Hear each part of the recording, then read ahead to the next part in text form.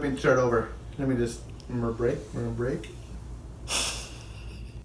In this video, I'm gonna show you some tips to prep and pack for paraplegics.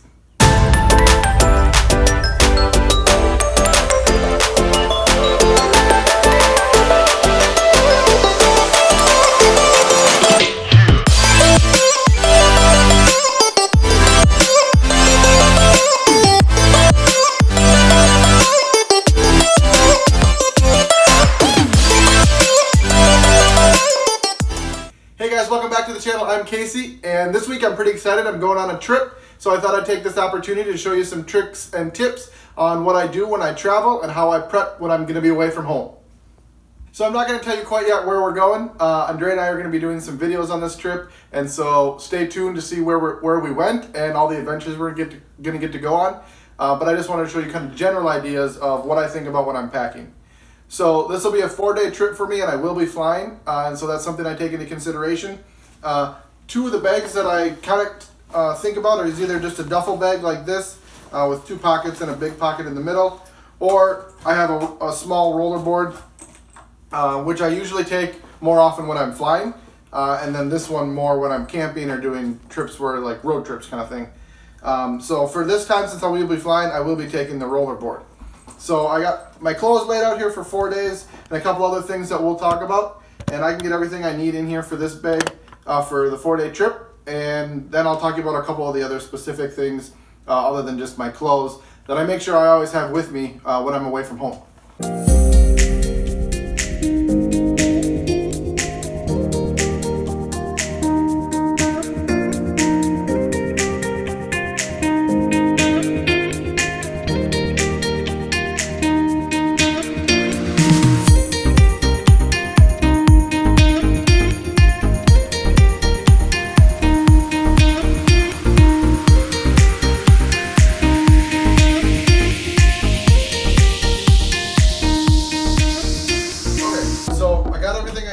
Clothes-wise for the trip.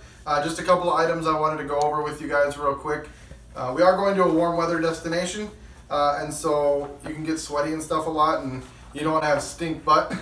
And so, especially when I'm going someplace warmer where I might be sweating quite a bit, I do bring an extra seat cushion for my wheelchair. I only have 2 at the time, but even if I'm going to be there for 4 days, if I need to, I can wash one and let it hang in the hotel room while I'm out and about, and then I have a fresh one for the next day.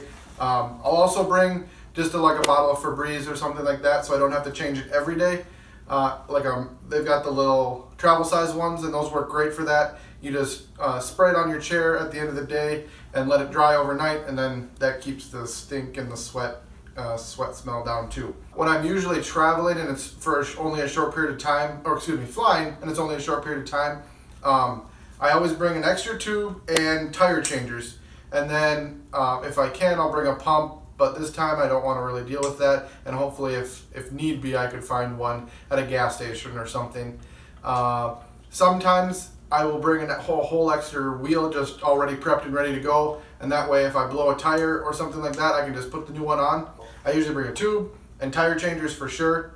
The other thing I'll always do is I always double check the chair before I leave. So like this is pretty easy to do in a hotel room, but if you have a major malfunction like a bearing going or something, you don't always have the tools or the resources to fix that. So make sure you double check things like bearings, the axle nuts to make sure they're on tight, and then actually on this chair right now I will also flip out and put new tires on before I go, just because these are just about bald, and that way I'll have fresh tires for everything we're going to be doing. So also when we're going to be traveling a lot, and I don't know how clean public bathrooms and stuff are going to be, well, I don't always, and some of you who are paraplegics might be familiar with this kind of stuff, but I don't always need a cath, but it's sometimes nice to have ways to cath so I don't have to transfer or sit on a dirty toilet seat at a public restroom or something. And so I will be bringing catheters on this trip, just for ease of access and cleanliness and stuff. And so I will pack these probably in this bag or my backpack. Things to keep in mind too, paraplegics, we have issues sometimes. So on your backpack, if you're going to check a bag in your backpack, make sure you bring an extra pair of clothes and all the medical stuff you would need for the day or even a couple days if they lose your luggage. And then a tip, I don't have to carry as much medical stuff as I used to. but I know the struggle sometimes with having to pack, you know, even like tubes and catheters or pads or whatever. And so if you're ever having trouble with that and you don't want to have to pay a bunch of extra money, what you can do is, and some people don't know about this, but if you take all of your medical supplies, like tubes, catheters, anything like that, and put it in one bag, you can check that and they won't charge you for it. They're not allowed to. You just put a big tag on the outside that says med supplies and your name and like everything else you would normally, but the airlines cannot charge you for that baggage. So if it's your second bag, they can't charge you for it. If it's the only bag you check, they can't charge you for it. And obviously, if they lose it, it sucks. But if you have some stuff in your carry-on to hold you over while they find it, and then you don't have to worry about the bulk that sometimes medical supplies can accrue inside your luggage.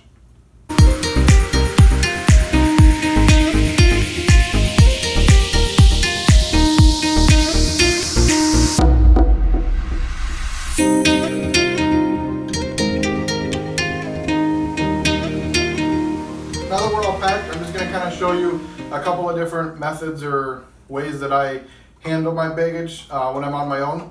So if I have my duffel bag, it's got the really long strap on it, and for me I can just hook this around my neck and I can push through the airport if I happen to have the duffel bag with me, or if I'm just getting it to the car or whatever.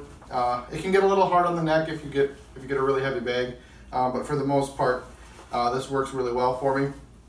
If I have my rollerboard, it is a rollerboard that has wheels only on the back, and I prefer that because the way I usually handle this is I'll extend the handle all the way, and then the handle fits perfectly over my knee like this, and then I can just push through the airport like that with it out in front of me.